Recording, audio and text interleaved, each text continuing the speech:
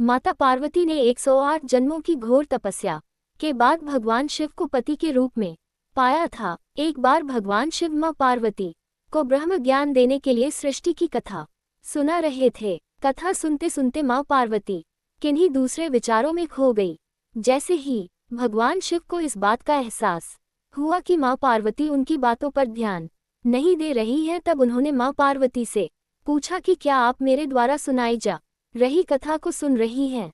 लेकिन मां पार्वती कहीं और खोई हुई थी, इसलिए उन्होंने भगवान शिव के सवाल का कोई उत्तर नहीं दिया। कुछ समय बाद जब मां पार्वती का अपने विचारों से ध्यान भंग हुआ और वे अपनी दुनिया में वापस लौटी, तब भगवान शिव ने क्रोधित होते हुए मां पार्वती से कहा कि आपने ब्रह्म ज्ञान का अनादर किया है। जब किसी से शिक्षा या ज्ञान लिया जाता है तब ध्यान भंग नहीं होना चाहिए। इसके बाद भगवान शिव ने मां पार्वती को श्राप दिया कि अब आपका जन्म किसी मछुआरे परिवार में होगा। मां पार्वती को अपनी गलती का एहसास हुआ, पर तब तक काफी देर हो चुकी थी और भगवान शिव उनको श्राप दे चुके थे। अब दुख में डूबी हुई मां पार्वती मछुआरों के एक गांव में पहुंची।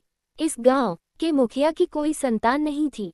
एक दिन वो मछली पकड़ने के लिए तालाब जा रहा था, तब उसको रास्ते में एक पेड़ के नीचे एक कन्या बैठी हुई मिली, जो कि वास्तव में कन्या के रूप में मां पार्वती थी।